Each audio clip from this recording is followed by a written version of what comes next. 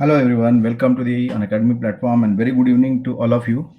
So today we are going to discuss about the another good episode of this is the new kind of thing which I have started, quiz based revision of the pathology, right? So it is QRP, where I will be keeping various kinds of the question. Maybe someday with the only some topics, maybe someday will be like a chapters, someday we will be mixing of the two chapters, and by the time when we are approaching towards the and INISET or NEET PG exam, that time I will be clubbing them into a general pathology and general pathology, right? So my plan is like that. I need suggestion also. If you have any suggestion, you can put your suggestion in the comment box. I will read it afterward, or you can post in my Telegram group also, right? So before I start, I will start with a prayer that you all should have a great and grand success in every exams of your life, and stay healthy, safe, and strong in this pandemic.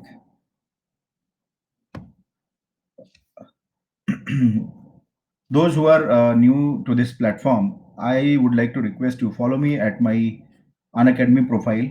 This is my Unacademy profile because many students they ask, sir, is there any class today? So probably if there is any class, I will be updating at the max by 10 or 10:30 or 11 o'clock on that same day, right? So probably I will be having classes continuously. Only someday I will be having problem with my health, then I will be taking leave.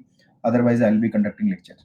So my question to all of you is, uh, what kind of lecture you want from me? Means you want me to conduct quiz for 1 hour, or you want to take me quiz for, I'll just keep one, I'll keep one poll, right? A, B, C, D, right? So you tell me what kind of lecture you want. 1 hour, 1 hour, 1.5 hour, 2 hours, and 3 hours, right? 3 hours. I think it will be tough for you all and for me also, but it's okay.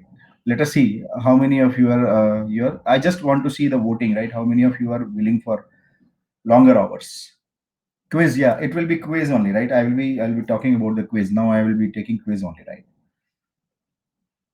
For the quiz I'm telling. So you can vote for this thing so that I can see that how many hours you think that it will be possible for me, and whatever is coming out I will be taking out some, and I will be planning, because I have also certain plan, because I think someday I will be taking 2 hours, someday 1.5 hours, someday 1 hour. I will be making mixture like this, because every day 2 hours, I think you will be also very bored and bound, right? So I'll be making something like that, but still I'm seeing. Okay, so majority of you are telling okay, no issue. Okay, fine. Fine. So before I start, I will say that you follow me here. Please see my all lectures at the Unacademy platform. If you are watching my special classes, you see my all these special classes, because from there I have seen many questions have come in the AIMS exam, JIPMER exam, PGI exam, and this FMG exam also. But the student have committed mistake. So please see that and try to rectify, learn the concept, and try to solve the question in a ease, right, with the easy way. Right. And second thing is, if you are joining any course, you can use my code as a Dr. Devesh 10, which will be giving you some discount also, right? There is a new course which has been started by Unacademy because of the some, I think some festival Durga Puja is there. So it has been shifted little onward from previously from the 5th to 31st. It will be announced soon, right? So you can join this also. I think from November 1st, I am having lecture here. November 1st to November 5, I will be taking lecture here. It will be short course, 20 hours, 21 hours. And I will be covering things in a, concise manner, which will be targeting INI NEET exam, right? So that is very, very important. If you are targeting this, INI exam or NEET exam, you must join this, because it will be a very high voltage type of discussion and you will be having great advantage in your exam, right? And if you are joining it, you can use my name as a code, as it, you can see here, Dr. Devesh 10, without any gap, right? All capital without any gap. You will be getting discount from that thing also, right?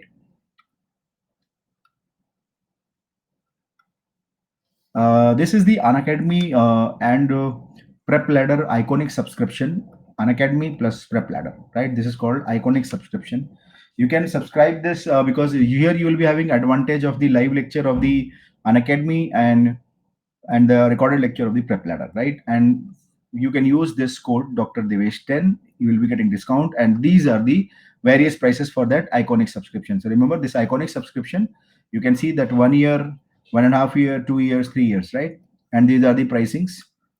and if you're using my name, you will be getting discount for 10%, right? So this is the good opportunity. I think it will be a good combination if you can use this, both the prep letter faculties and the Unacademy live lecture. You can have a huge advantage over other students, so you can use it, and I will suggest that you can go for it, right? So this is the code. You can use my name as a code, you will be getting discount, right?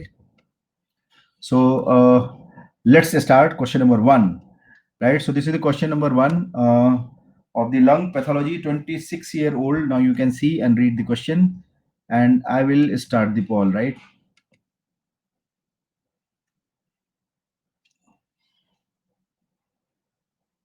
Right.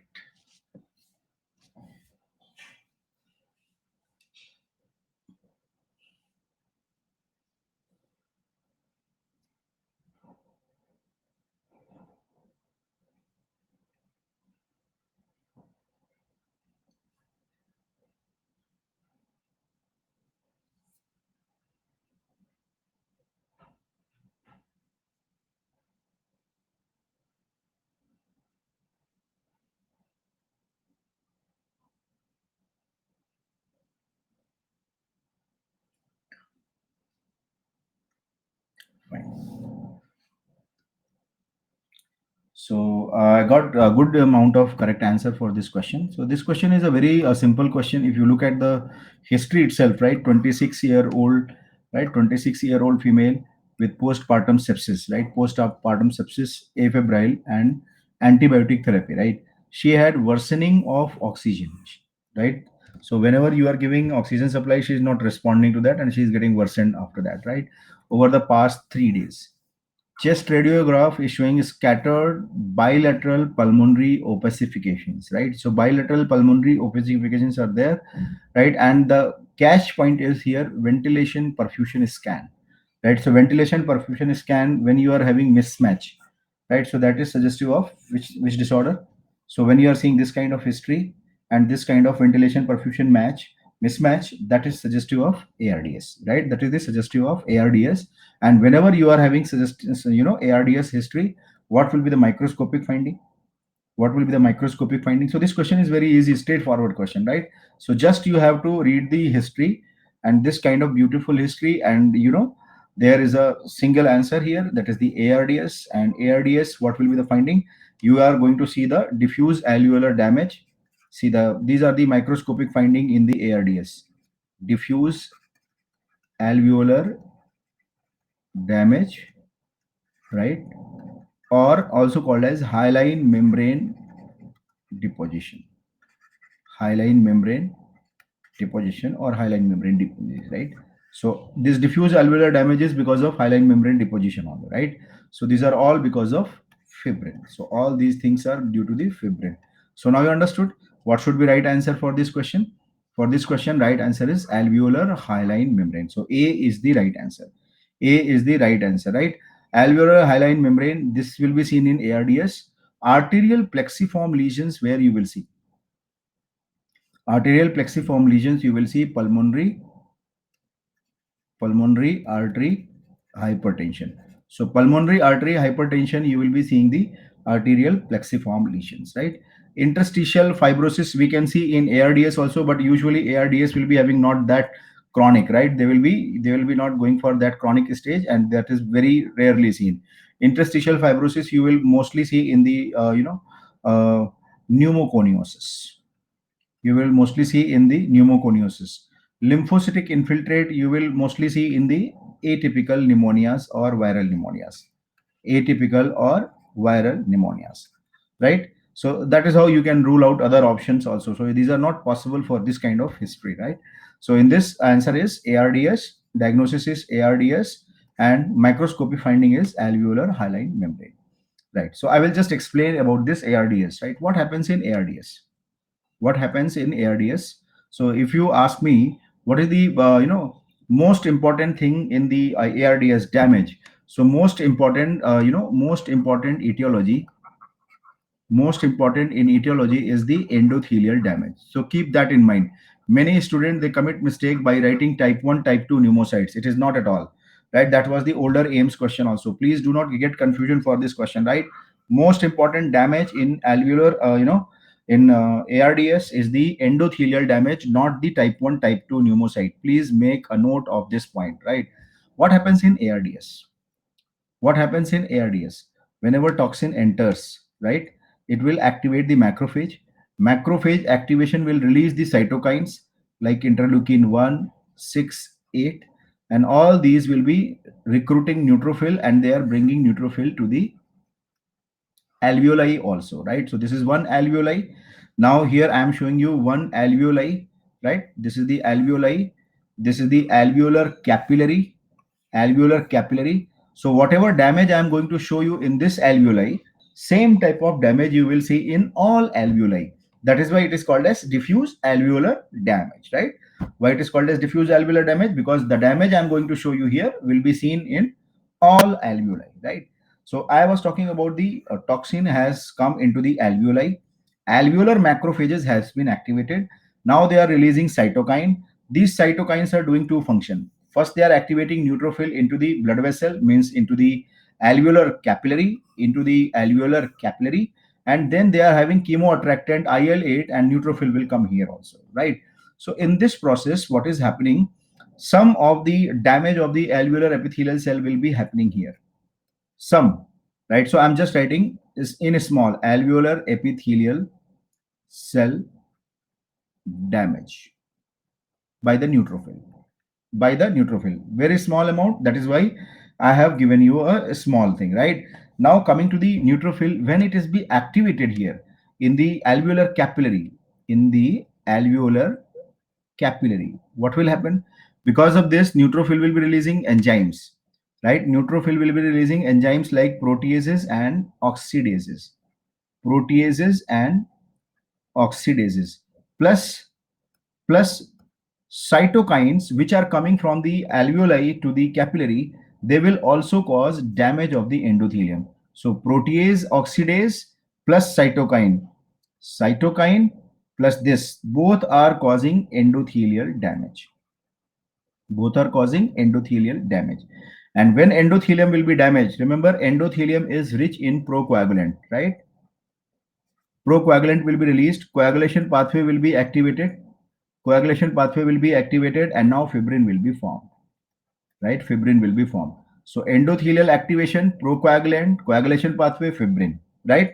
So this is the sequence of any inflammation causing endothelial damage. Any inflammation causing endothelial damage, you are going to see this kind of event, right? So fibrin will be formed. So that is the same thing is going to happen. So now you can see endothelium has been damaged, and these are pink color structure which are fibrin. So this pink color structure which you are seeing coming outside is the fibrin, and now you can see entire fibrin is covering the entire alveoli, right? So can you see this? Now this pink fibrin is coming outside, and fibrin is covering entire alveoli. So what is happening? There is a more amount of fibrin.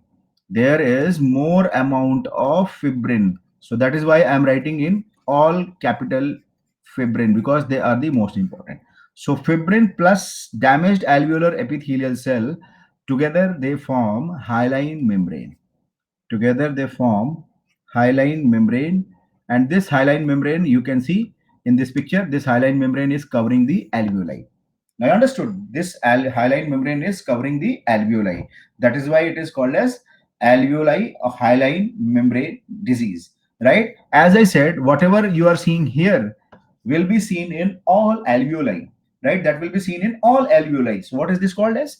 Diffuse alveolar damage, right? So as I said, this will be seen in all alveoli. That is why it is called as diffuse alveolar damage. Diffuse alveolar damage, right? Now in this patient, if you see the history, what history was given, she is worsening with the oxygen. When you are giving oxygen, she is getting worsened. So what is characteristic of the ARDS? Characteristic of ARDS is when you are giving 100% oxygen. When you are giving 100% oxygen, what will happen? All the oxygen will be moving outside, and there will be no gaseous exchange. Can you see this? There is no gaseous exchange because of these hyaline membrane, right? Because of this hyaline membrane. So you are giving 100% oxygen, and patient will be having persistent hypoxia. Patient will be having persistent hypoxia. So now you understood. You are still giving oxygen, but the patient is not responding, worsening, because there is a hyaline membrane which is not allowing any gaseous exchange between the capillary and the alveoli. So that is why this condition is also called as shock lung. So now you can see that these are the three names of the ARDS: diffuse alveolar damage, number one; hyaline membrane disease, number two; shock lung is number three. Right? So now you understood. That is why it is called as shock lung. So you can see diffuse alveolar damage, all alveoli will be having damage. What is the damage? Covering of the hyaline membrane. Covering of the hyaline membrane. That is why hyaline membrane disease. Right? Because of this, what will happen? This patient will be having persistent hypoxemia. Right? And in this all these process, due to inflammation, there will be a fluid accumulation and there will be edema also. So that is why they will be having edema. They will be having edema within the lung tissue. And this edema in the lung tissue is cardiogenic or non-cardiogenic? Can you tell me in the comment box? Cardiogenic or non-cardiogenic?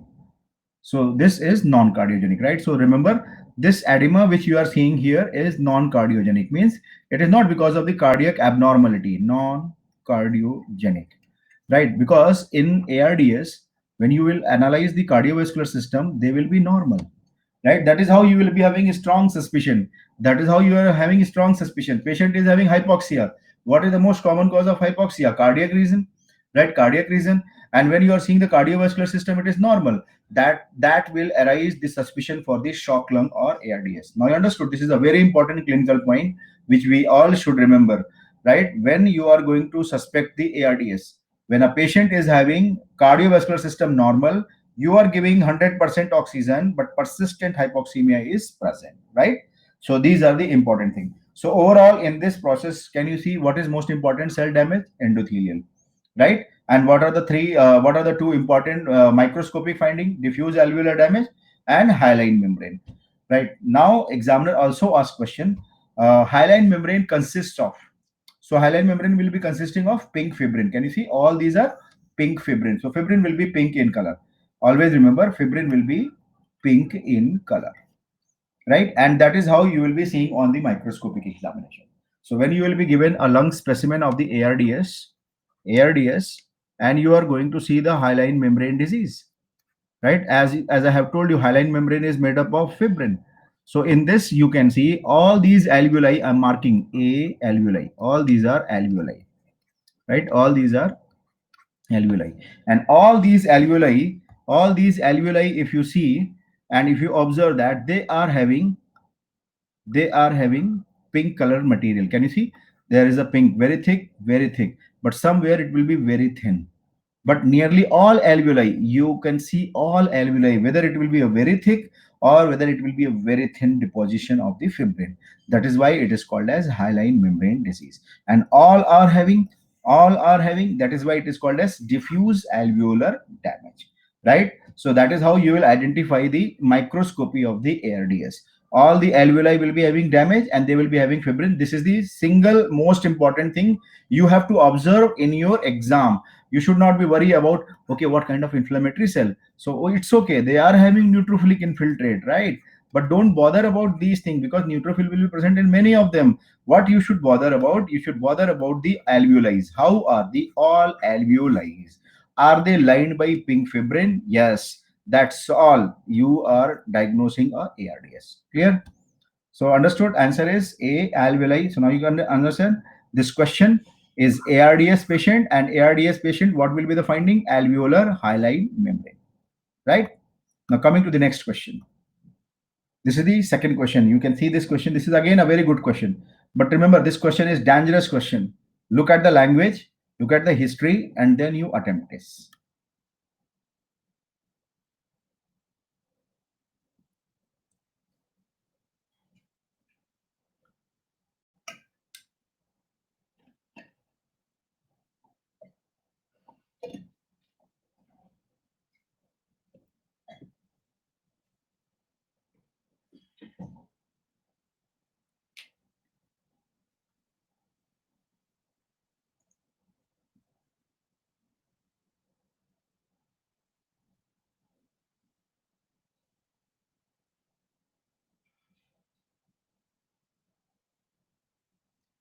Okay, 30% of you have given me right answer. Okay, only 30% of you have given me right answer. It's no problem.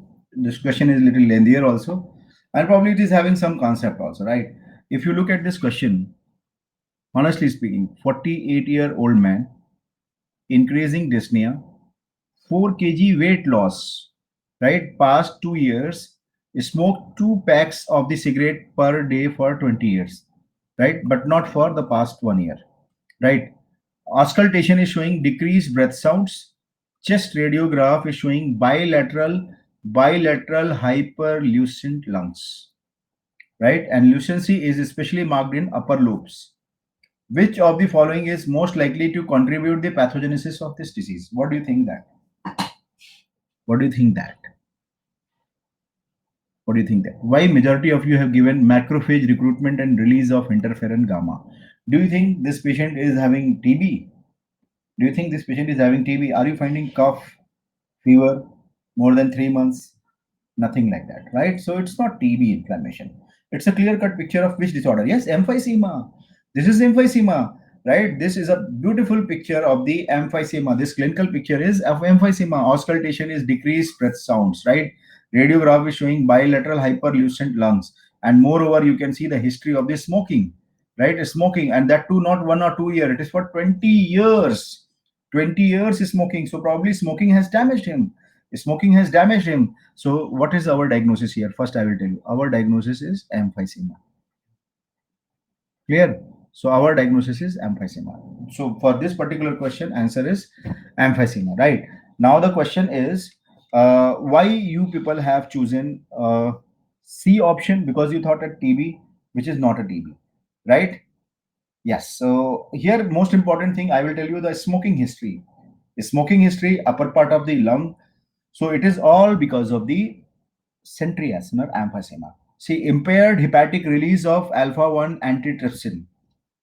Impaired hepatic release of alpha 1 antitrypsin can be also a cause of pan-acinar emphysema. Yeah, that is what I wanted to say, that this will be suggestive of pan-acinar emphysema, right? Pan-acinar emphysema, which will be seen in congenital alpha 1 antitrypsin deficiency, right? Congenital. So here it is not congenital. Can you see this? Here examiner is giving a very big history of the cigarette smoking. Cigarette smoking is with centriacinar emphysema, right? That interferon gamma, this is for the TB. And this one, the first option, can you tell me? Decreased ciliary motility with irregular dyne arms is associated with. Irregular dyne arms is associated with. Then what will be right answer? Dyne arm, right? So dyne arm, when he is writing, he is talking about the Carter-Jenner syndrome, right? He is talking about the Carter-Jenner syndrome, which will be seen in bronchiectasis, which will be seen in bronchiectasis. So Carter-Jenner syndrome is bronchiectasis, and our diagnosis is emphysema because of the chronic history of the smoking. So now you can see that 1, 2, 3 is ruled out. What is remaining? Release of elastase from the macrophages and neutrophil. That will be the most appropriate answer, right? So here I will just tell you why.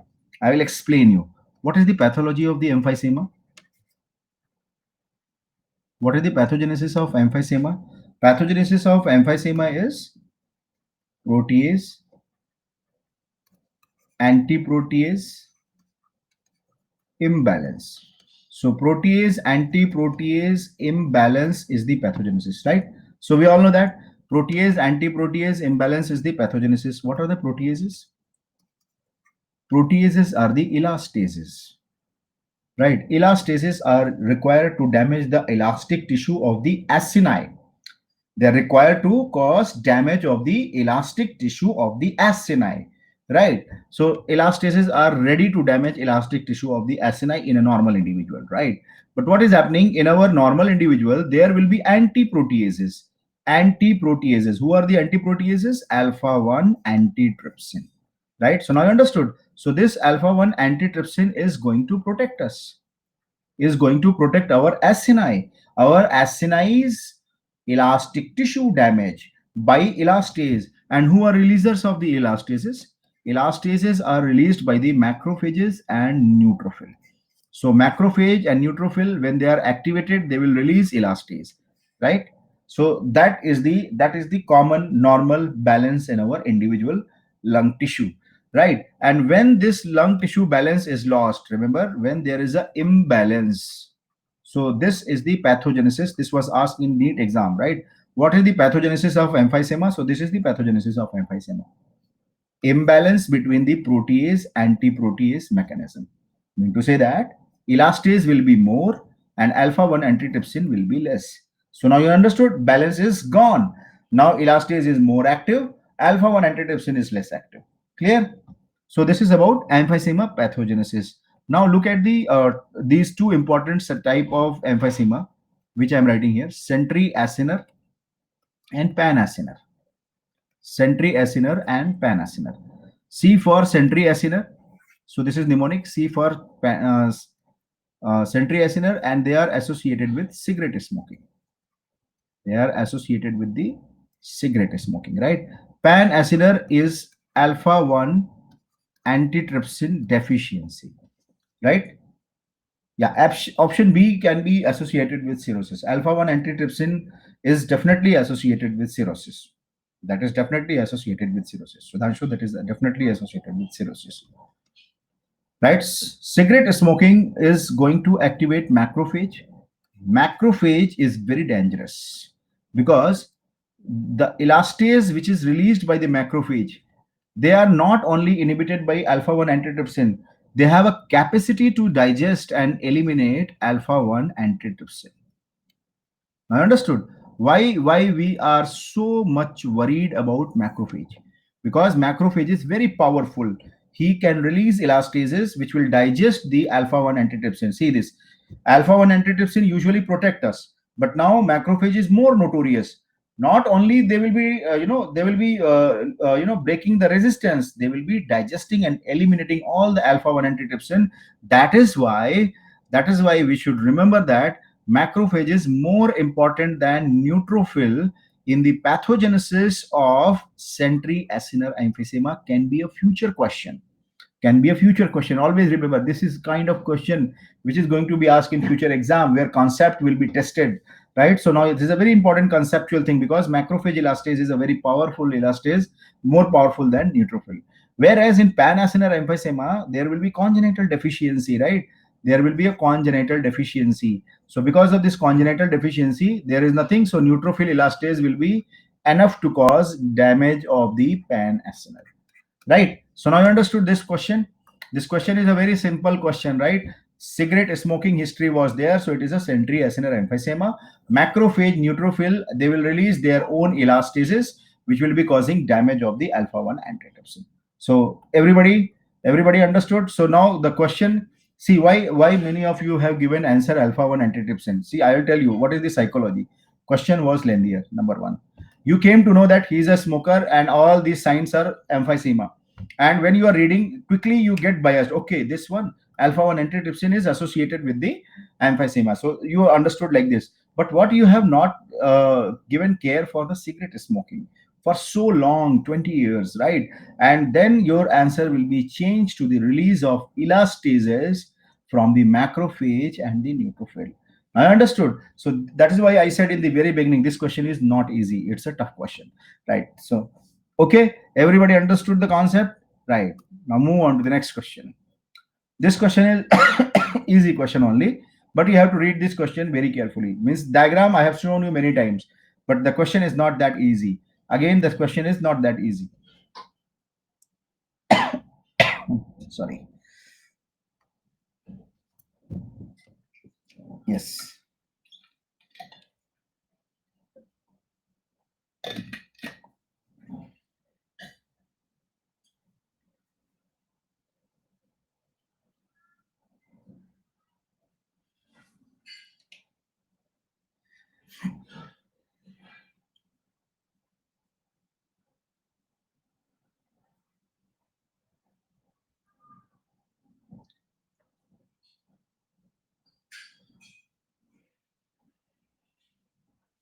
Okay. Fine. Right. So what I had seen that majority of you have given answer as a B. Why you have given answer as a B? 33-year-old man, severe dyspnea with wheezing. Suddenly, right. Chest radiograph is showing lucency in all lung fields. Sputum cytological specimen is showing finding as given in the image. Oh my God, such a easy question. Such a easy question. Likely risk factor predisposing him to the illness. Probably, I think you all have definitely identified all these picture. I am very sure about it. Only thing I think you got the confusion when the options are given here. Why majority of you have given inhalation of the environmental inorganic dust? What is inorganic dust? What is inorganic dust? What is inorganic dust? Asbestos, silica, inorganic. Do you think that these are the silicosis or asbestosis will be looking like this? No, it's not like that. So why majority of you have given this answer? This is not right answer, right? See this severe dyspnea and wheezing. They will not be having such kind of severe dyspnea and wheezing all of a sudden, right? So they will not be having, right? So this is a pakka history of the bronchial asthma. This is the pakka history. Yeah, Hari is telling right. It's the pakka history of the bronchial asthma. So this is the picture of the bronchial asthma. This is the picture of the bronchial asthma, right? In this bronchial asthma patient, sputum examination, because he will cough and his sputum will be examined, right? So what will be right answer? What will be right answer here, right? So inhalation of the environmental, it is ruled out. Cytokine gene polymorphism. Can you say that cytokine gene polymorphism can be the reason? Do you think that any chromosome or any gene is associated with bronchial asthma? Yes, yes. Very good. So there is a gene. There is a gene associated with chromosome number 5. Long arm is associated with atopy. You remember type 1 hypersensitivity atopy is associated with chromosome number 5q. Right. So this is very important thing. So there are so many genes on the 5q chromosomes which can be responsible for bronchial asthma onset. Right. Reduced circulating level of the alpha 1 antitrypsin, that will be for emphysema. It is not emphysema. It is not emphysema. Smoking cigarette for more than 10 years. Where is the smoking history in this patient? Right? No. So smoking history more than 10 years, it will be again for the emphysema. Right? So these are all ruled out, and what is remaining is the cytokine gene polymorphism. So this should be right answer. Right? Again, I say that. I'll say that. See this. Always remember this important thing about the bronchial asthma. Just briefly, I will tell you, in bronchial asthma, it is chromosome number 5 long arm, which is associated, and usually it is associated with atopy. So atopy or atopic type of bronchial asthma, it has been associated with this one. But here I want to tell you, bronchial asthma, if examiner is asking you, is strongly or most strongly associated with or most commonly associated with, who is writing that thing? Dr. Sai is writing IL-13 gene polymorphism. That is the right answer. That is the right answer, right? So more precisely, it is interleukin 13 gene polymorphism is most commonly or most strongly associated with the bronchial asthma, right? I understood. So this is second one. Third one, which I wanted to tell you, there is a Adam 33. Adam 33 gene polymorphism is also associated. So now you can see that 1, 2, and 3. So these are the three important etiologies for the development of the bronchial asthma. Right. So now I understood YKL is not associated. YKL is associated with severity. Right. They're not associated with pathogenesis. They are associated with severity. Right. So now I understood chromosome number 5 long arm, right? IL-13 gene polymorphism and Adam 33 gene polymorphism. These are the some of the important things which shows that bronchial asthma is having gene association or chromosome association, right? So now I understood. Come to the microscopic point, right? Already I had explained so much time, right? But again, I will repeat those who are first time listening to me. whenever patient will cough, right? So bronchi will be irritated. Bronchi will be having bronchial mucus gland. They will release the mucus. Mucus will come, bronchi, trachea, and they will take the shape of tracheal ring. Tracheal ring. So this is the mucus plug. This is the mucus plug which you are going to see in the sputum, right? This is like a tracheal ring. So this is called spiralis. Spiral, hai? Spiralis. So what is the name? Kirschmann spiralis. Kirschmann spiralis. Right. So these are the Kirschmann spiralis which we are going to see in the sputum. So this is number one finding. Here also you can see these are all spiral. Can you see there is a spiral structure? So this is the Kirschmann spiralis which is made up of mucus plug. Right. So now understood. Kirschmann spiralis. Kirschmann spiralis is made up of mucus plug. Kirschmann spiralis made up of mucus plug, and you can see this is the spiral structure. This is the sputum cytology, right? So what is this? This is the sputum cytology. Sputum cytology, right? When you will cut down the mucus plug, right? When you will cut down the mucus plug, you will see crystal. Can you see? What crystal you are seeing is a eosinophilic needle shape crystal. Eosinophilic needle shape crystal, and these eosinophilic needle shape crystal is called as Charcot-Leyden crystals. Charcot-Leyden, right? So these are the Charcot-Leyden crystals which we are seeing, right?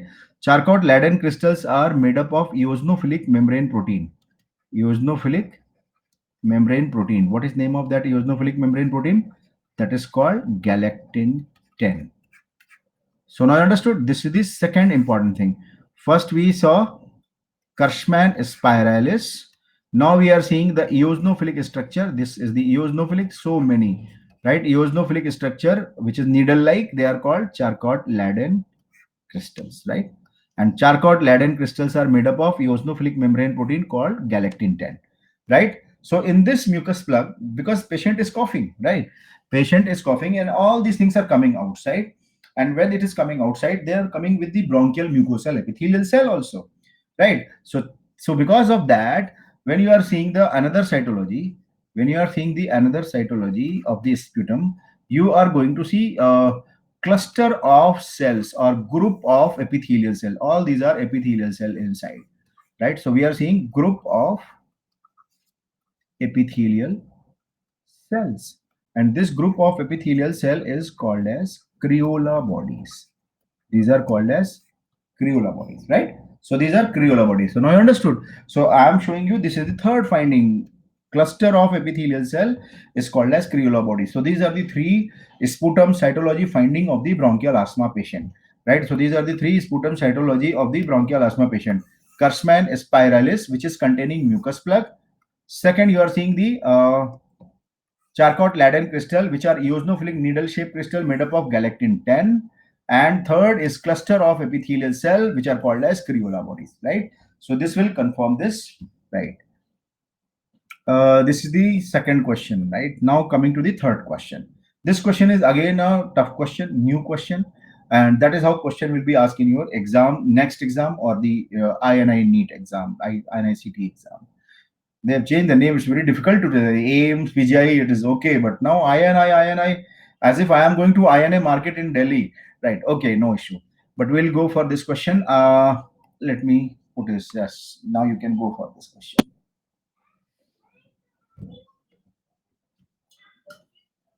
Read this question very carefully because this is dangerous question.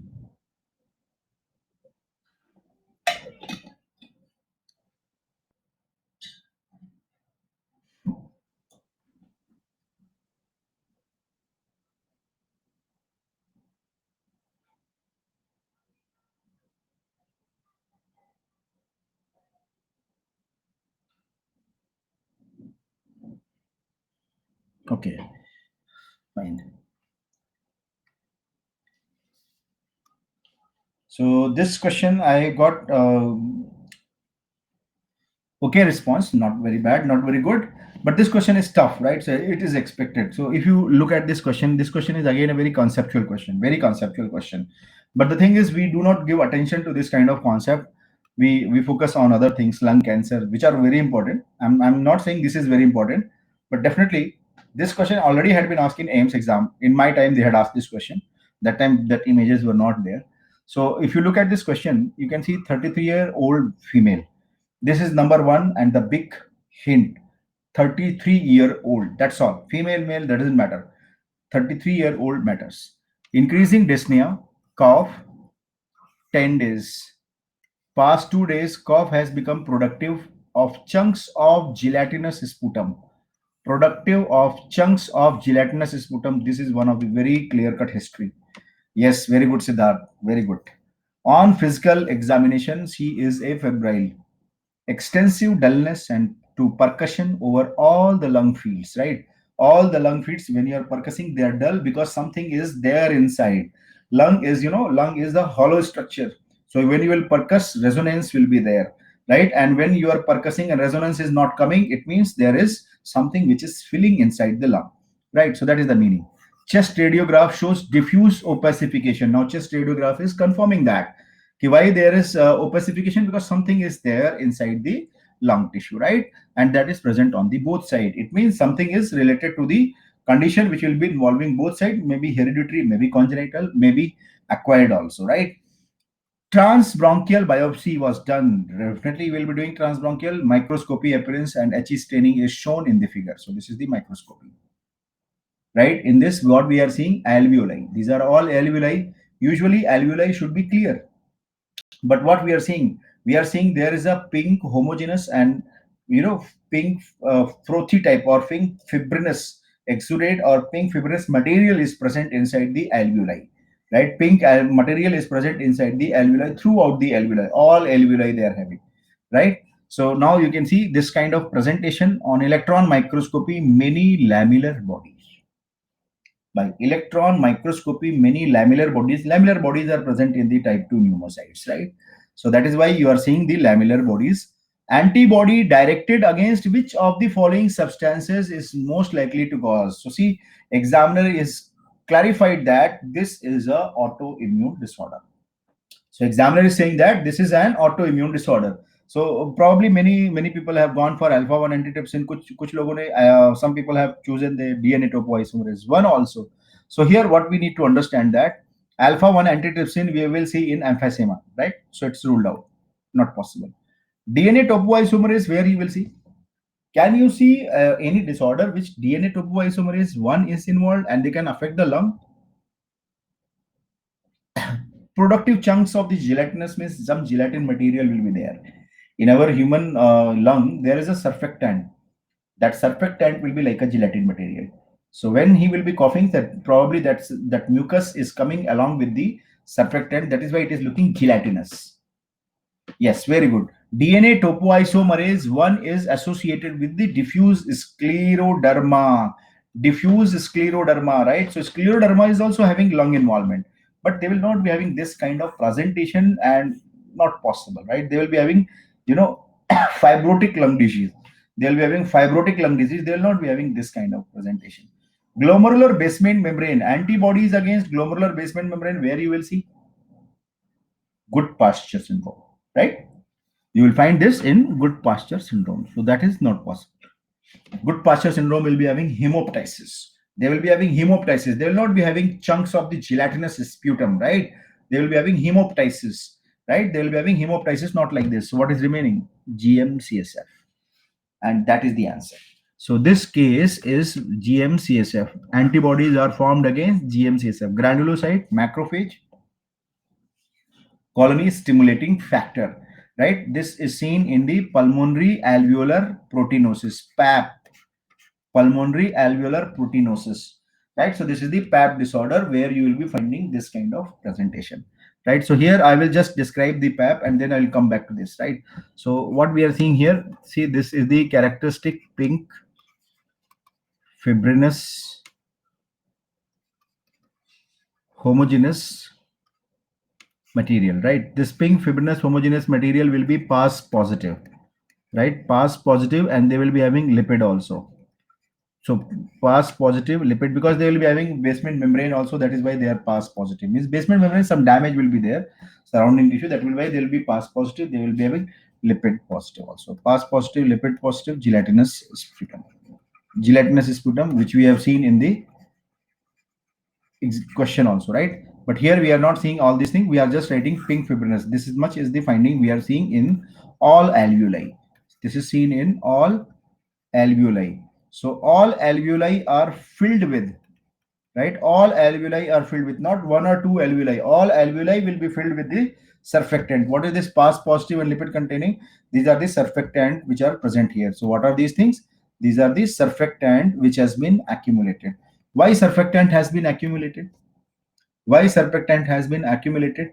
Because granulocyte monocyte CSF, that gene will control the development of alveolar macrophages. So because of that defect, now alveolar macrophages are not present. So because of lack of alveolar macrophages, remember this is all due to lack of alveolar macrophage development, right? Right. So GM-CSF, this macrophage will clear the surfactant. Now, because of the mutation in the GM-CSF, now alveolar macrophages are not there, and that surfactant will not be cleared. They will remain inside the lung alveoli. Right. So just I will brief you about this, disorder. Just I will brief you. This disorder is pulmonary alveolar proteinosis. Pulmonary alveolar proteinosis, or PAP. What is the PAP? It's a defective pulmonary macrophage function, right? As I have told you, macrophage will be having defective function. Why? Because of the mutation in the GM-CSF, right? Granulocyte macrophage colony stimulating factor.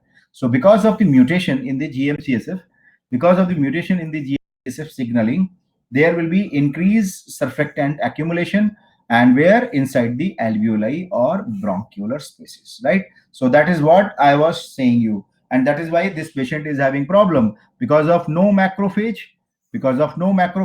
there will be more accumulation of the surfactant, and there will be more intra-alveoli filling, and that is why patient is having dyspnea, because there is no place for the oxygen to the for the diffusion or for the exchange, right? What will be the characteristic radiological finding in the PAP? You will find bilateral. So in the history, you have seen there is a bilateral problem, right? Bilateral opacity. So bilateral patchy asymmetrical pulmonary opacification will be there, right? So bilateral patchy asymmetrical pulmonary opacification is characteristic of the PAP, right? So this is how the language of the Robbins is writing, right? Patchy asymmetrical pulmonary opacification is the characteristic finding on the radiological examination of the PAP, right? What is PAP? There are three types of PAP. Remember, there are three types of PAP. If you remember what I said that in the beginning, that history is very important. Adult, because congenital is seen in the newborn, right? Secondary can be also seen in the adult. So congenital is the newborn and autoimmune is the adult. And remember, what is most common type? Most common type is also autoimmune type. So 90% of the cases are the autoimmune type, right? So 90% cases are the autoimmune type seen in the adults. Most common type antibodies are against the GM-CSF, and that is the reason for impaired surfactant clearance, right? So this question is about autoimmune type of PAP. Now I understood that female was there, autoimmune disorder will be common, right? Adult, she was adult, 33-year-old, you remember? So all these things are hinting towards the autoimmune type of pulmonary alveolar proteinosis, right? What will be the problem in congenital? Congenital is the newborn, rapidly fatal. All will be having, this in this autoimmune it will not be rapidly fatal, but in this congenital it will be rapidly fatal, right? And what will be reason? Because GM-CSF is having complete mutation here, and here we have to remember patient will be presenting in the newborn, right? So there will be newborn patient, right? So examiner will be giving a newborn patient is coming with a similar feature, then you have to think about congenital PAP. Secondary PAP, as you can see the name says, congenital means from the birth, whereas secondary is due to the secondary problem like malignancies, hematological tumor which will be affecting GM-CSF, or immunodeficiency disorders, or it can be also due to the dust and chemical. What I want to say that secondary PAP can be associated with the pneumoconiosis called as acute silicosis. Keep that in mind because this is the dust or chemical. Understood? Examiner can give you a history of the silicosis also, and suddenly this patient is having this problem. So that time you have to remember silica has a property to inhibit macrophage and T cell. They have a property to inhibit macrophage and T cell, and that is the reason for this kind of development, right? So secondary PAP is due to acute silicosis also, right? Now coming to the clinical feature, you will be having very selective feature here. So as you can see in the question also I have given, he will be having progressive dyspnea, and that is why it is getting worsened, right?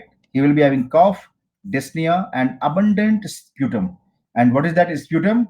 They will be having gelatinous material, right? So they will be having gelatinous material which is surfactant. Microscopic examination, as I have told you, that there were alveolar spaces, and you have seen that there is a pink amorphous material, right? There is no morphology, they are just filling up the entire alveoli. And how will be they? Pass positive lipid laden protein exudate, right? Pass positive lipid laden protein exudate is the feature. So dense pink amorphous material, pass positive lipid laden exudate, that is the feature of the pulmonary alveolar proteinosis, right? Clear? So done. Now coming to the next question. Read this question because lengthier question. I will give you half a minute and then I will be putting the poll.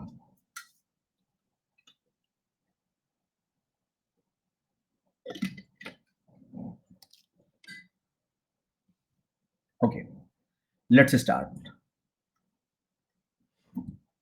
It's a good question. It's a good question, a very good clinical question. Will be helpful in your NEET and next both exam.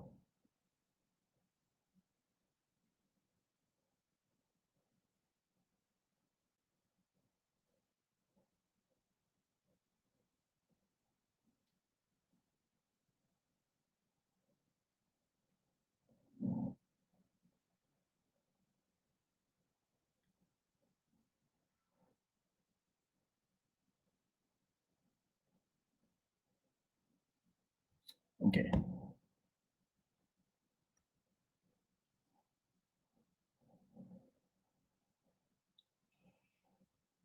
fine. So here, many of you have given right answer. It's a good response. This question is about if you look at the picture, right? This picture itself is a very clear cut, right? If you look at this histopathological picture, can you tell me what is this? Plexiform arteriopathy. Remember plexiform? You are seeing one big artery which is thin walled, and in this artery there is a another blood vessel which is getting duplicated, or you can say they are having branching. So this is the plexiform or web or network of the blood vessel within the blood vessel. So within the blood vessel there is another blood vessel and they are forming the network that is called the plexiform arteriopathy, which is seen in pulmonary hypertension, right? So this picture itself is a suggestive of pulmonary hypertension. Now look at the history also. 25-year-old female, right? Progressive dyspnea, fatigue from the past 2 years, right? Physical examination, pedal edema, jugular venous pulse, distension, hepatomegaly. These are all sign of heart failure, right? Lung fields are clear on auscultation. Chest CT was showing right heart enlargement. So now examiner is telling that right heart is enlarged. Why right heart will be enlarged?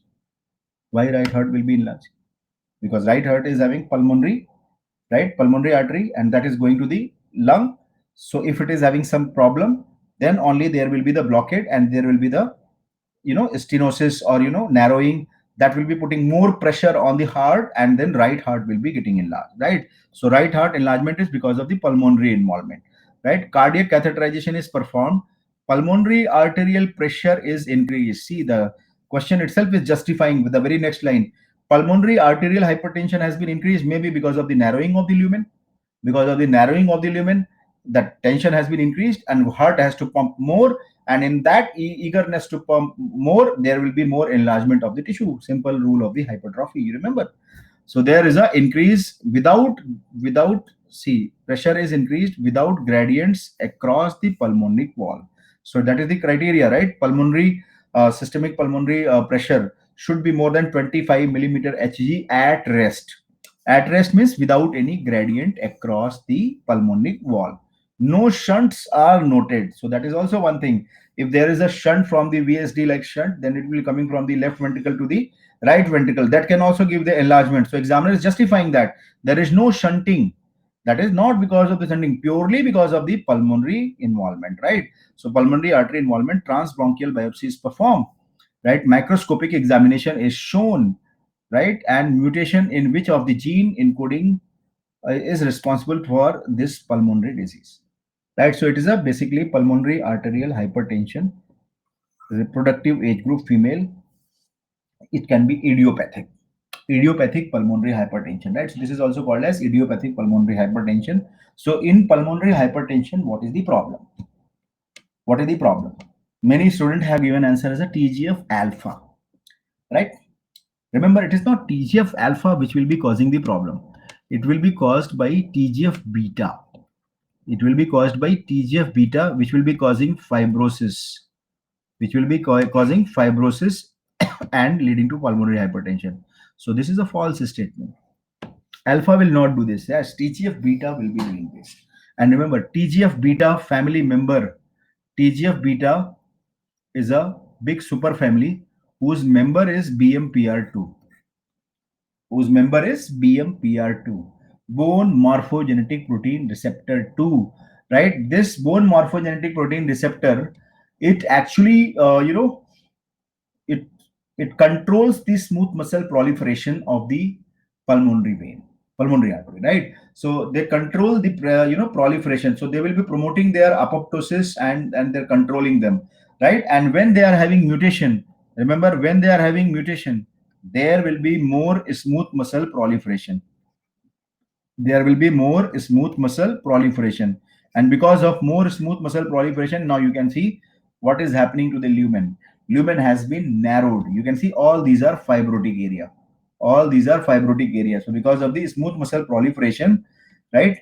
Because of the, I'll be telling you, don't worry. I'm coming to the more explanation. I have full explanation for this disorder, right? So there is a more smooth muscle proliferation, and this patient will be having pulmonary hypertension, because smooth muscle proliferation will be narrowing the lumen, right? Suppose this is the normal one and this is the smooth muscle.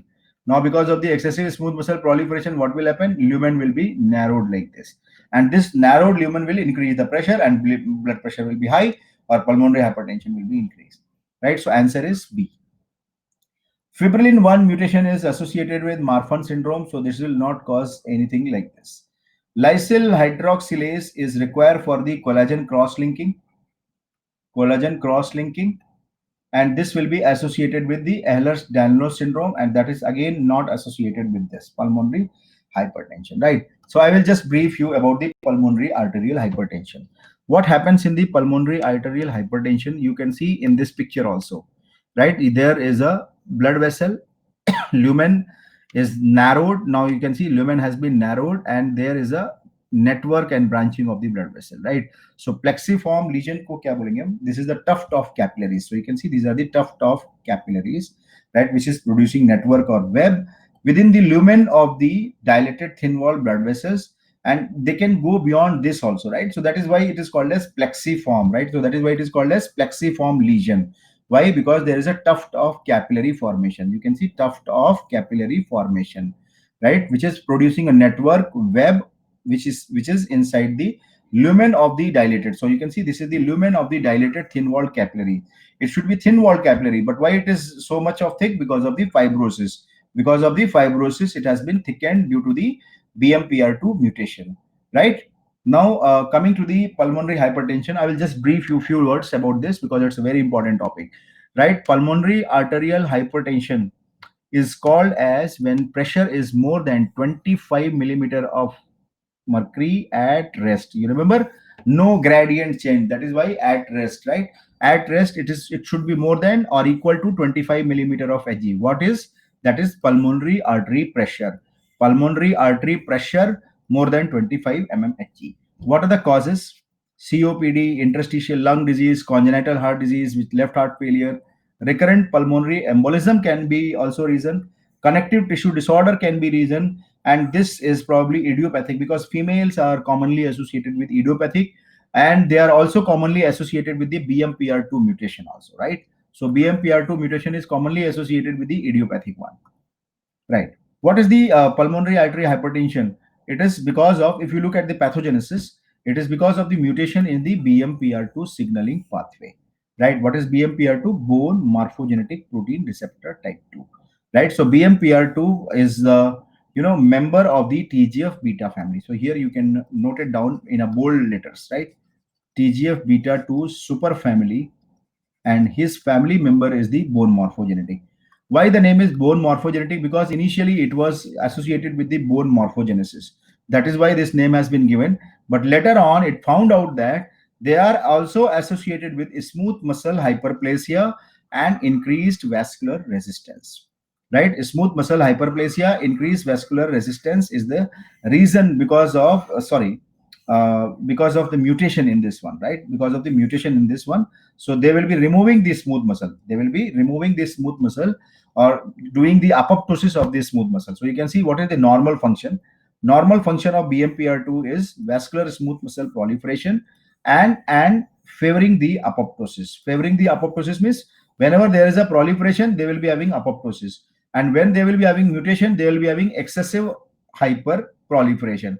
So remember, normally they are also controlling the proliferation, but after mutation, they will become abnormal proliferation. So abnormal smooth muscle proliferation, and due to lack of apoptosis due to the mutation, there will be increase in the cell and narrowing of the lumen, and that is the reason of the pulmonary hypertension. So now you understood, pulmonary hypertension is because of mutation in the BMPR, which will cause more smooth muscle hyperplasia that will narrow down the lumen, and this narrowing down the lumen will increase the vascular resistance and leading to the pulmonary hypertension, right?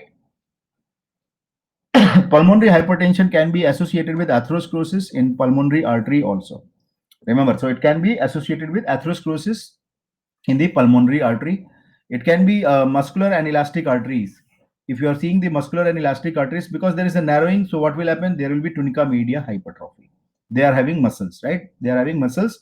That is why in muscular and elastic arteries, what you are going to observe? Medial hypertrophy, right? Right ventricular hypertrophy, because we all know that right ventricle is the exit for the pulmonary. So when they are having narrowing, all the pressure will be on the right ventricle, and that is why right ventricular hypertrophy will be there. And in this question also, you can see right ventricular hypertrophy history is there. Plexiform lesion. What is the plexiform lesion? Plexiform lesion is tuft of capillary. You can see I have shown you two tuft of the capillaries, which will be forming web or network within the dilated lumens of the thin walled small artery. So this plexiform lesion is characteristic of the pulmonary artery hypertension. Clear? What will be the finding? Here we have to remember that if you are finding numerous organized thrombi, see in this picture what I have shown you, there is no thrombi. But if you see thrombi into the lumen, right, thrombi into the lumen, that means it is because of the pulmonary embolism, and not one time or two time. It is because of the recurrent pulmonary embolism. So when you find the thrombi into the pulmonary artery, right, it means it is because of the recurrent pulmonary embolism. Remember, it is because of the recurrent pulmonary embolism. And clinical feature, you will see idiopathic pulmonary hypertension, most commonly seen in females 20 to 40 years. So why I was telling you this is the idiopathic? Because of the, you can see the age and the gender, right? Age and the gender. What will happen? This patient will be having severe respiratory insufficiency, as that female was also having development of the respiratory insufficiency, right? And they will be having car pulmonale because of the right heart will be affected, right? And death will start within 2 to 5 years, right? So death will happen within 2 to 5 years, right? So done. Now coming to the next question. Emphysema is pathologically involving beyond that. This is an easy question, right?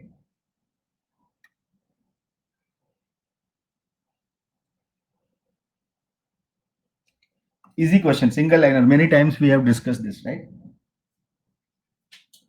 And already I have discussed earlier also. There was one term which I was using, and if you know that term, then you can easily solve that question.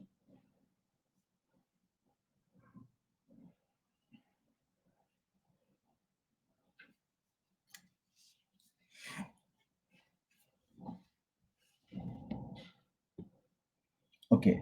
Very good. So 72% of you have given me correct answer. That is good response.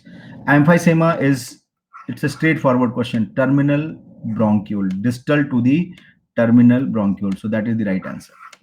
Right? That is the right answer. Emphysema, already I have told you in the earlier discussion that what is getting damaged? Acini is getting damaged. Acini, elastic tissue of acini is getting damaged. And what is acini? Acini is made up of three things. Can you see this respiratory tree? In this respiratory tree, you can notice trachea, bronchi, bronchiole, terminal bronchiole, respiratory bronchiole, alveolar duct, and alveoli. Right? What is respiratory tree? Last three combination is called as respiratory tree. Bronchiole, alveolar duct, and alveoli. Right? So these three things will be together called as respiratory tree. Respiratory bronchiole, alveolar duct, and alveoli. This is called acini. Right? This is called acini. So acini will be getting damaged. So when acini is getting damaged, what is the acini? It is distal to the terminal bronchiole. So now you understood, distal to the terminal bronchiole. So that is the right answer. Clear? So now I understood, distal to the terminal bronchiole will be damage, which we will see in case of emphysema. Right? Now coming to the next question. All of the following features are seen in viral pneumonia except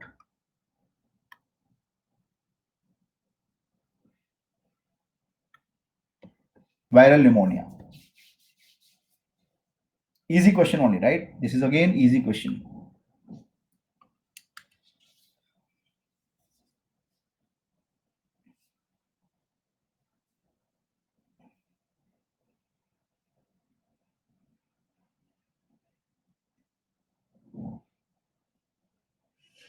Okay. So still I can see that some people are getting wrong answer, probably 57%. Good response. 57% of you have given me right answer. That's a great response. That's a great response, right? So here I will tell you one thing which is very important. Which is very important. That many of you have given answer as this one, right? That multinucleated giant cells are not seen in the bronchiolar wall. You have given this answer, right? I will show you one example and you will understand that as you see. Interstitial inflammation will be there. There will be no exudate in the atypical pneumonia or viral pneumonia. So viral pneumonia means atypical pneumonia. Viral pneumonia means atypical pneumonia, right? So interstitial inflammation, yes, it will be seen. Alveolar exudate, it will not be seen. It will be seen in the typical pneumonia, which is caused by bacteria. So typical pneumonia, you will see the alveolar exudate. Viral pneumonia, you will not find. Bronchiolitis, you will find. Multinucleated giant cell, you will find. You remember the measles? What is measles? A virus which can cause pneumonia, right? And this is measles. What is the giant cell you will find in the measles? So never, I know you all know that, but maybe Warthin Finkeldy giant cell. So you would have read about this, right? So probably you were not able to connect this at the moment when this question came in front of you. So Warthin Finkeldy giant cells are present in the measles. What is this virus? Giant cell will be seen. Yes. Now understood. So Warthin Finkeldy giant cell will be seen in this. So this is the right answer. So what is the right answer? B. B is not seen in the viral pneumonia. See, the typical pneumonia, in brief, I will tell that signs and symptoms will be plus plus plus, means more. Signs and symptoms will be less. Why? Why? Because of the morphology. Because of the morphology. Typical pneumonia, you will see congestion plus consolidation. Congestion plus consolidation. Atypical pneumonia, you will see congestion but no consolidation. Without consolidation. Without consolidation. That is the important thing. Here consolidation is present. What is the reason for consolidation? Say this, what happens when there is a just I'm showing you, these are the two alveoli. These are the two alveoli which I'm showing you, right? And this is the alveolar wall. right? Alveolar wall, right? Now, in this, I am showing you typical pneumonia. Can you see the alveoli? Alveoli is full of something. So what is this full of? This is the, say, lymphocyte. This is the bacteria, and there are some RBCs also. And you can see the blue color is the some frothy fluid also, right? Which we can say that this is the exudates, right? This is the exudates. So bacteria. So now you can see that what are things are there? Bacteria, RBC, lymphocytic inflammatory cells plus exudates, which are liquid material because of the inflammation or the infection of the lung alveoli. So all these things together, they are forming alveolar exudates. So this is called alveolar exudates, which will be helping the cytokines to flow here, right? So alveolar exudate is formed here, and this alveolar exudate is the reason for the consolidation. So why there is a consolidation? Why there is a consolidation? Consolidation is just because of the alveolar exudate. Consolidation is just because of the alveolar exudate, right? Whereas why there is no consolidation? Why there is no consolidation? Because you can see they are having lymphocytic infiltrate where into the wall. Lymphocytic infiltrate is present in the alveolar wall, which is called as interstitial inflammation. Which is called as interstitial inflammation. So interstitial inflammation is present, right? Consolidation means it's a radiological finding when you will see there is a opacity, right? Consolidation means something is filling inside, and when you are taking the X-ray, there will be opacity, right? So consolidation means there is a consolidation, means there is no vacant space. As I said, our lung is the hollow organ, right? So there will be some empty space, some voice will be coming. When that empty space is occupied by something, that will be called as consolidation, right? So consolidation is here because of the alveolar exudate, and here you can see that there is a empty alveoli because there is no alveolar exudate, right? So now you understood what I am showing you here. In atypical pneumonia without consolidation, because there is no alveolar exudate, it's a clear. So where is the inflammation? Inflammation is in the alveolar wall, and that is why it is called as interstitial inflammation, right? Interstitial inflammation. COVID pneumonia, yes, we can say that it is a atypical pneumonia, but they have features of the exudates also, right? So we cannot say that exactly, because still nothing can be confirmatory for them. But yes, because of the virus, we can say that it will be having atypical pneumonia. But they will be having variable presentation. It's not like that they are having one type of, they are having mysterious presentation, right? So now you can understand that atypical pneumonia is having interstitial inflammation, no alveolar exudate. That's all. And remember, this is the alveoli, right? This is the alveoli, and these are the two Jand cells. Can you see what is this Jand cell? What is this Jand cell? These are Warthin-Finkeldy Jand cell, right? So these are the Warthin-Finkeldy Jand cell. So Warthin-Finkeldy Jand cells are seen in which infection? Measles. So where we are seeing? We are seeing this is the alveoli. What is this? This is the alveoli, right? So this is the alveoli of the atypical pneumonia, right? So virus, atypical pneumonia, and remember Warthin-Finkeldy Jand cells when you are seeing in the measles, right? This measles atypical pneumonia is also called as Hetz pneumonia, right? So remember, this Hetz pneumonia is the another name of measles-induced pneumonia. So now you understood Jand cell is present. You can see the pink viral inclusions. Viral inclusion in the cytoplasm also, and the same kind of viral inclusion you can see in the nucleus also. So cytoplasmic and nuclear, both kind of inclusion, and multinucleated Jand cells are seen, right? So you can see multinucleated Jand cells are present in the atypical pneumonia. So probably hopefully you will remember this word and this diagram, and you will never forget here afterwards, right? Clear? Right. Now coming to the next question. A 56-year-old chronic smoker was showing. Read this question very carefully. Read this question carefully, because this question is not that easy question. Do not get biased.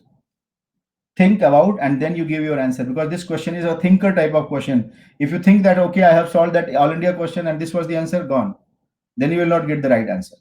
If you will think about the question, you will get the right answer. It's a very simple question.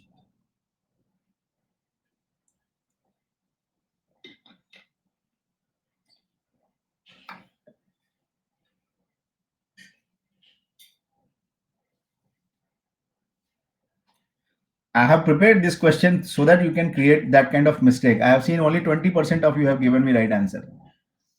See why I prepare this kind of question. I wanted to tone you so that you should not go with the same kind of mentality in your exam.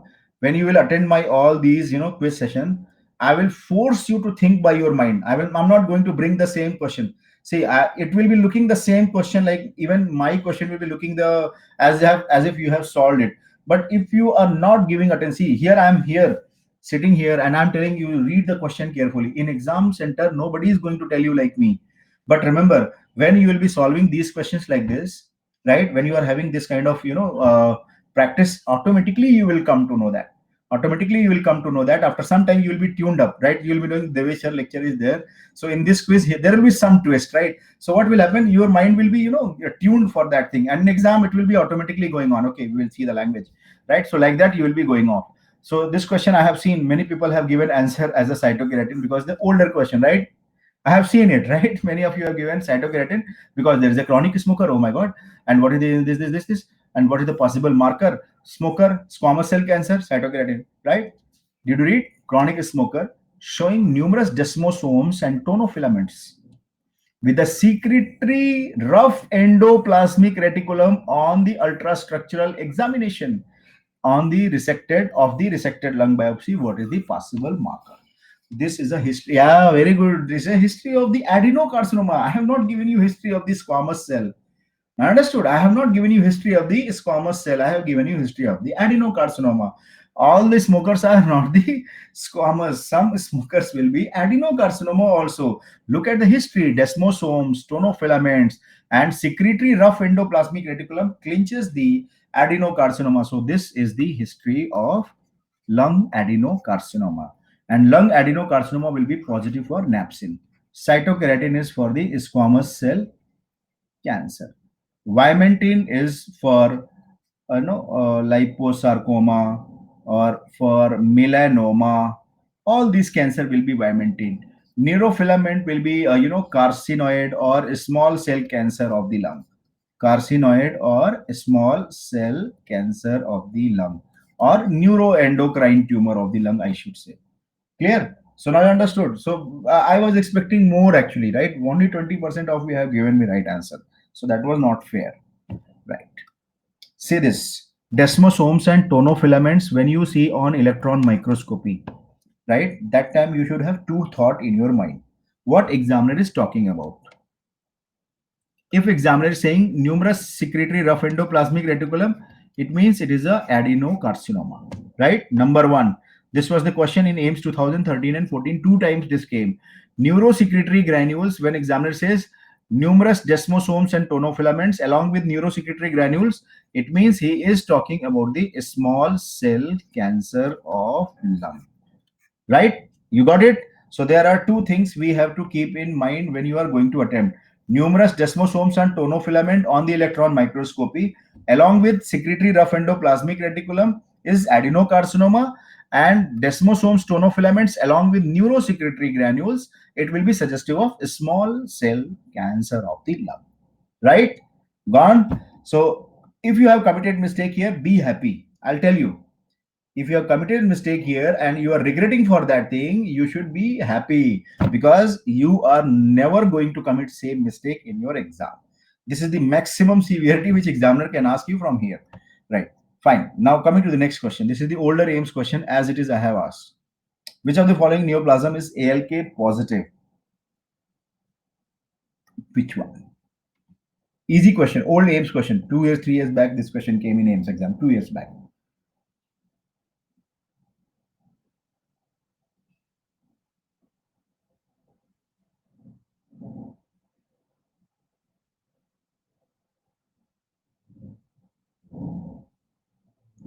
Okay.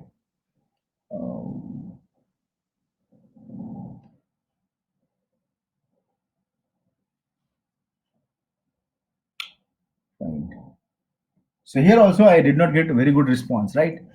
It's a point given in Robbins also. ALK positive. What is the ALK? Anaplastic lymphoma kinase. ALK stands for anaplastic lymphoma kinase. Anaplastic lymphoma kinase is a tyrosine kinase present on the chromosome number 2. Present on the chromosome number 2. Present in which cancer?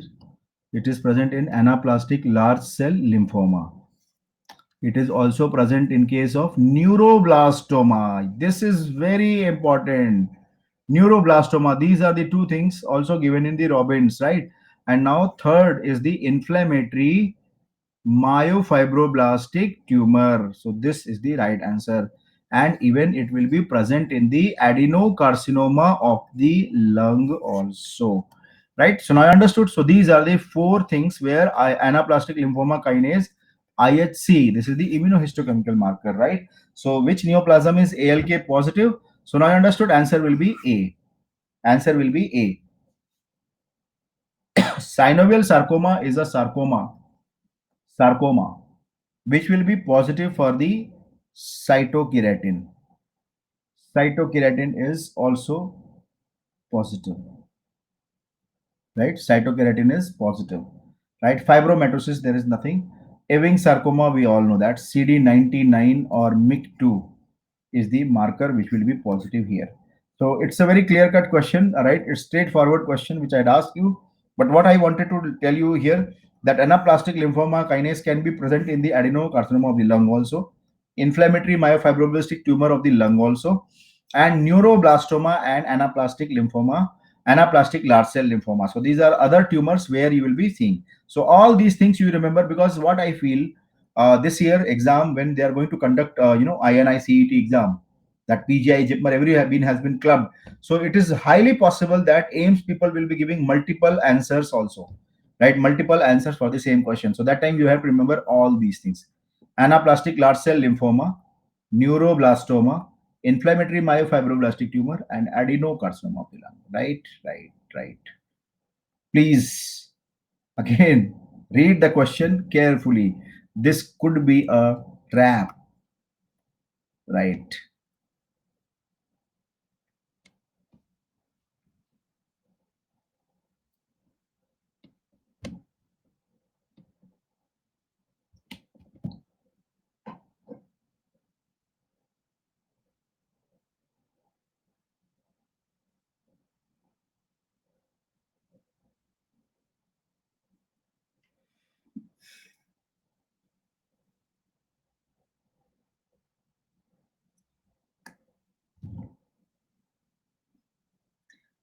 Okay. So again, I saw the same kind of thing. Probably you have seen this, and probably those who have attended my lecture, they might be knowing that this is the electron microscopy, right? So what is this electron microscopy? Can you tell me what is this electron microscopy diagram shows that? See, history is 45-year-old male, asbestos factory, lung mass, electron microscopy. What is your diagnosis for this particular electron microscopy? What is your diagnosis? Very nice, very good. If you have come to the adenocarcinoma, that's all done. What should be right answer? Answer is napsin A. Clear. Finish. Simple question. Why you are thinking about the cytokeratin? Why you are thinking about the calretin? Right? So that is not the right answer, right? That is not the right answer. It's a adenocarcinoma. Here I will say you when you are going to see the electron microscopy of these two closer cancer, adeno and mesothelioma and mesothelioma.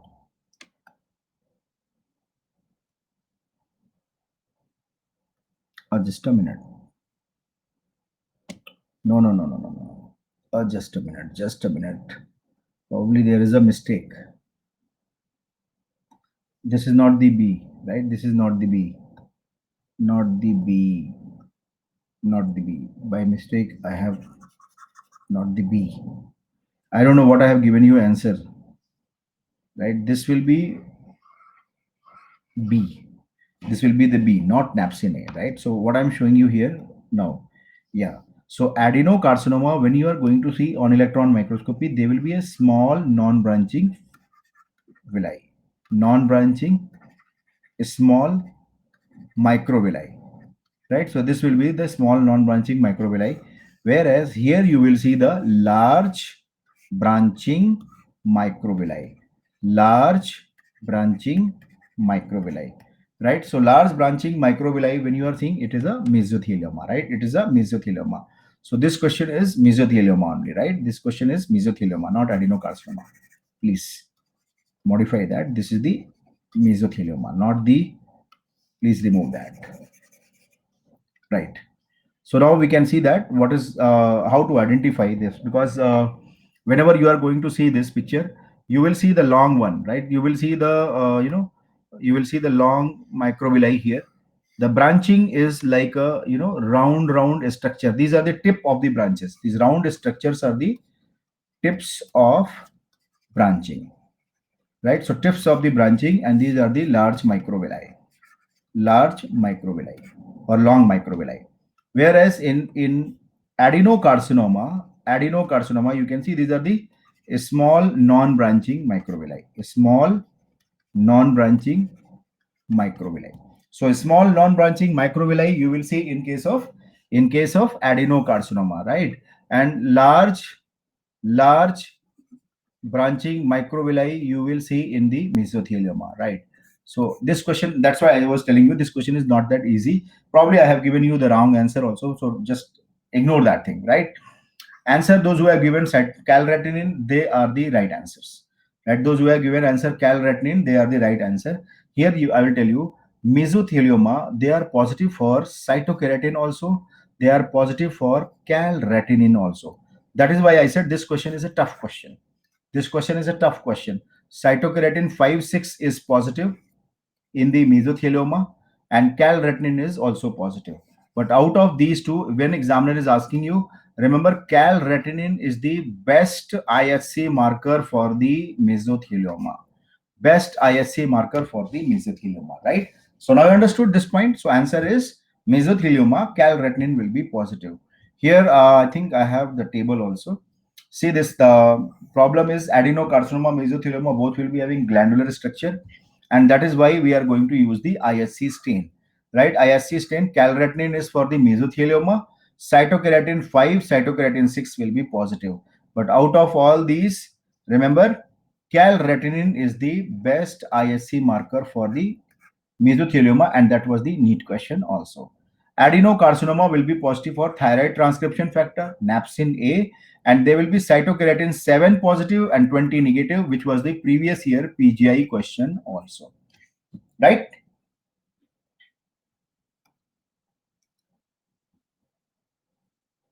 Right. Now coming to the next question is 42-year-old smoker presented with the lung mass. Look at this question. This question is again, don't think that you have seen earlier in my discussion. This is not the same question. I have changed the language. I have changed some of the option also. So be careful. There may be some different answer here.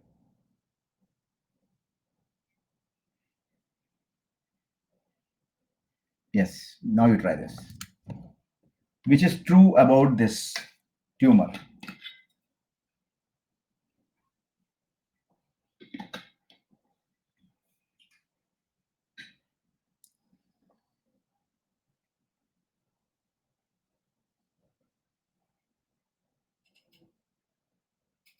CK20 will be for cholangiocarcinoma, pancreatic adenocarcinoma. All these are CK20 positive. So I can see that 50+% have given me the right answer. That is good response. That is the very good response, right? So this question is, can you tell me what is your diagnosis by seeing this? What you are seeing here? Very good, very nice. This is the small cell cancer of lung, showing Azzopardi effect. Showing Azzopardi effect. See, this is the just let me explain you. This is the small cell cancer of the lung, where you can see the blood vessel, and blood vessel lining, you can notice they are having basophilic lining. They are having basophilic. So you can see all the blood vessel. See, this is the blood vessel. All these blood vessels are showing the basophilic staining of the vessel wall. So always remember, basophilic staining of blood vessel wall is called as Azzopardi effect, right? So this is called as Azzopardi effect, right? So basophilic staining of the blood vessel wall is called as Azzopardi effect, right? So Azzopardi effect will be seen in which cancer? A small cell cancer of lung. What is a small cell cancer of lung? It's a neuroendocrine tumor, right? It's a neuroendocrine tumor. So let us see what will be the right answer for this. So it is a neuroendocrine tumor, a small cell cancer of the lung. So what is the true about this? Most common paraneoplastic syndrome associated is hypercalcemia. Hypercalcemia is, most commonly associated with squamous cell cancer. It will be seen in squamous cell as well as small cell also. But squamous cell, it is more common. So this is the wrong statement. It will be positive for Vimentin. Positive for Vimentin. Who will be positive for Vimentin? Vimentin is all mesenchymal tumor, not here. So this is the wrong statement. Dense core granules will be seen ultrastructurally. Dense core granule. So yes, that is the electron microscopy characteristic finding of the neuroendocrine tumor, and this is the right answer. Right? Less commonly associated with a paraneoplastic syndrome. Remember, a small cell cancer of the lung, neuroendocrine tumor, and neuroendocrine tumors are not less commonly. They are most commonly associated with the paraneoplastic syndrome. And that is why they are having worse prognosis also. So remember, why they have worse prognosis? Because they have a missile in the form of paraneoplastic. From the lung, they will be damaging the adrenal, liver, brain, all that is stand through the hormone, through the endocrinal nature, endocrinal nature is very dangerous. That is why they are having worse prognosis amongst all lung cancer, right? And the most common paraneoplastic syndrome is SIAD. SIADH is the most common paraneoplastic syndrome, right? So now understood. In any neuroendocrine tumor, electron microscopy. This was previous year AIMS question also. When you are going to see the electron microscopy, they will be showing you dense core granule. This dark color is the dense core granule. Dense core granule is the characteristic of electron microscopy of all neuroendocrine tumor. All neuroendocrine tumor, not only the small cell. Remember, not only the small cell cancer of the lung, carcinoid, neuroblastoma, right? Pheochromocytoma, all these things, right? All these things will be medullary carcinoma of the thyroid, because all these questions had been asked already in the AIMS or all India exam, right? That all these cancer, neuroblastoma on electron microscopy, what is the characteristic finding? Dense core granule. What is the feature? Why? Why this dense core granule is asked by examiner? Because they contain the all neurohormonal marker. So remember, what are these things? They are representing the neurosecretory granule. So this dense core granule is a neurosecretory granules of the neuroendocrine tumor. And these neurosecretory granules will be containing chromogranin, synaptophysin, leucin 7, neurofilament, bombesin. So all these are markers of the neuroendocrine tumor. That is the significance of the neurosecretory granule, which is called as dense core granule. All these black structure which we are seeing on electron microscopy is a dense core granule, which will be containing markers called chromogranin, synaptophysin, leucin 7, neurofilament, bombesin. All these are the synaptophysin, chromogranin already had been asked question in NEET 2017. Marker of the neuroendocrine tumor, right? NSE is neuron specific enolase. NSE is a neuron specific enolase. That will be also here. You want me to write it? Neuron specific enolase. That is the name, right? Clear? I think this is the last question, right? This is the last question, and then I will announce you who is the winner, and then I will be sharing it my social media also, right? Fine. So let's start this question and see the question very carefully. This question is not that easy as it looks like, and already it is not an easy question, right?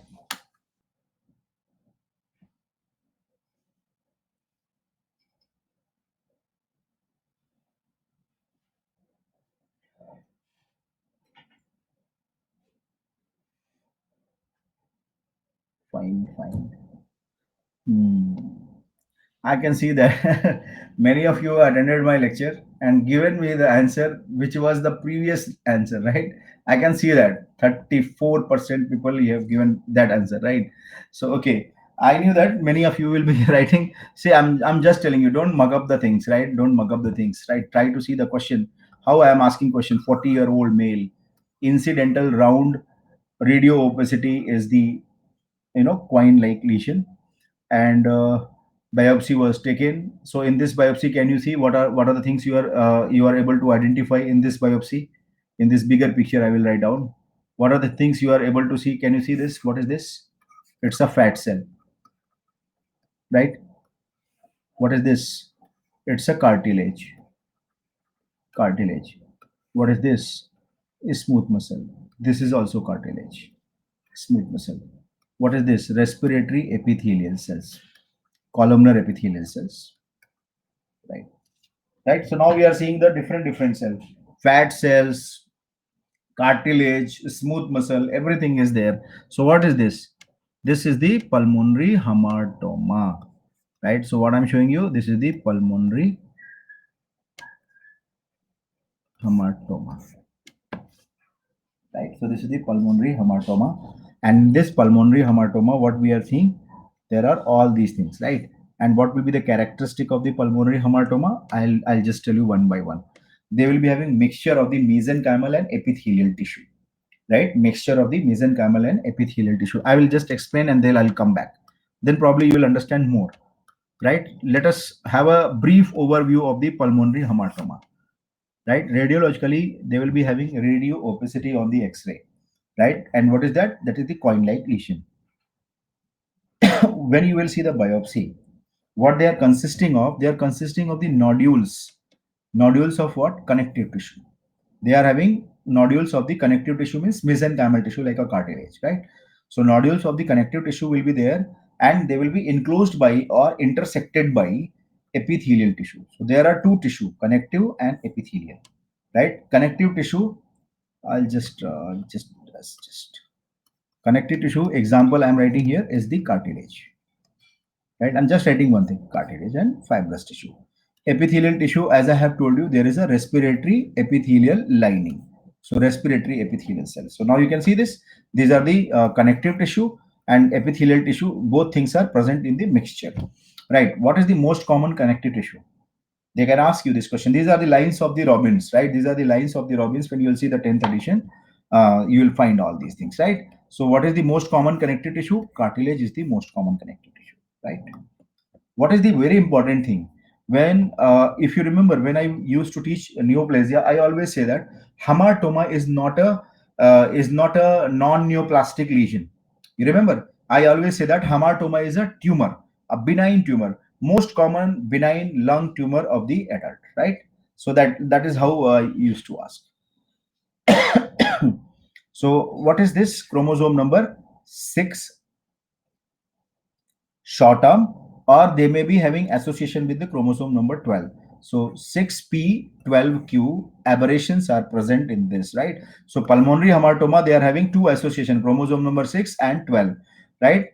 And where you will find this chromosomal abnormality? The question is where you will see, in the epithelial tissue or in the mesenchymal tissue. So remember, this is very important line given in Robbins. They are commonly seen in the mesenchymal component like a cartilage. So they are most commonly seen in the mesenchymal component or the cartilage. So chromosomal aberration will be seen in the mesenchymal component or the cartilage. Right. So now I'll just show you. Just a minute. I will just put the poll again. Can you solve this question again?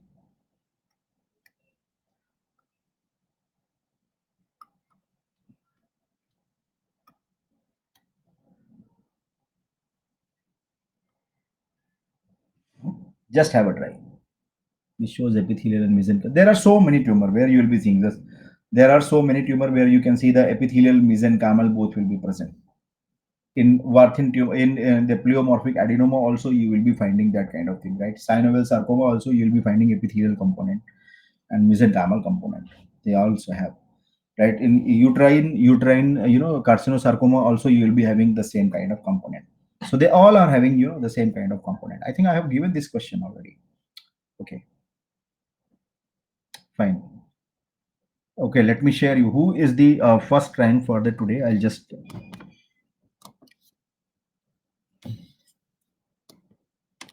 right. So today, first rank is Shefali, and second is Sudhanshu, third is Tariq Anwar. Then you can see I will be sharing all these things, right? I'll take in the screenshot. So it's a great thing, right? You participate this and you will attempt this, and take it as a healthy way, right? Don't think that yeah, I'm coming to that, coming to that, coming to that, coming to that, coming to that. When you are seeing a 40-year-old male diagnosed with, so it's a pulmonary hematoma, fibrous tissue is the most common connective tissue in this lesion. Remember, it is not fibrous tissue which is most common. It is not the fibrous tissue. What is most common? Just now I have told you. So this is wrong statement. Cartilage is the most common. Remember, which is most common? Cartilage, not the fibrous tissue. Mesenchymal, there are so many mesenchymal tissue, right? So amongst those mesenchymal tissue also, the cartilage is the most common, right? So cartilaginous tissue is the most common, not the fibrous tissue. So this is not a true statement. That is why this is the right answer. Associated with chromosomal aberration 6p, true. Associated with 12q, true. Most of the chromosomal aberrations are found in the mesenchymal component. Most of the chromosomal aberrations are found in the mesenchymal component. So this is also a true statement. I think I have not changed this. So both will be right answer, right? So this is the true statement, right? So this is the true statement. So that is the true statement. So right answer is A. We have to choose the wrong one, right? Not a true statement. So this is the first statement, which is not a true statement. Clear? So I think tomorrow I will be announcing what topic I am going to choose. And I think tomorrow will be 1.5 hours session. And fine. So I think you all have done very good, and don't worry about that simple silly mistake. I am keeping some question like that because I wanted to basic problem with the we all means even when I was attempting my exam, I used to be very fast. So in that fastness, we will not be reading the language, and whatever is looking very attractive, or we feel like this is the right answer, we'll be going with that thing. So that is the basic reason for the silly mistakes. I will remove your silly mistakes by keeping such kind of question, right? So that is the only basic motive for me, right? So keep remember one thing: even you are committing mistake in all these tests, don't worry about anything. Keep fighting and never give up. And I'm telling you, these are the slow, improvement. Maybe after 1 month or 1.5 months, there is exam. I can assure you, many of the mistake you will not be doing in your exam. Which session tomorrow will be 9? Okay, 9 o'clock only. It will be 9 p.m. only. Which session will be 9 p.m. Probably it will be, I think, 1 hour and 30 minutes I will be keeping. It will be for 1 hour and 30 minutes, right? Fine. So good night to everyone. I will be announcing the winners also, and will be sharing in the my group also, Telegram group and all other group. Thank you so much, and good night to all of you. Time will be 9 p.m. Topic I am thinking. Can you suggest me some topic? Topic I will tell you. Right. Topic I will tell you tomorrow. Tomorrow morning. Please follow my page. I will be telling there. You want me to leukemia to have a you want me to go with leukemia? Okay, I will keep leukemia also. If you say me, I will. Okay, so let's finalize this. Tomorrow's topic is leukemia. Fine, leukemia. After that, I will be keeping CNS. After that, I will be going for CNS. Tomorrow is leukemia. Fine, done. Good night. Bye bye.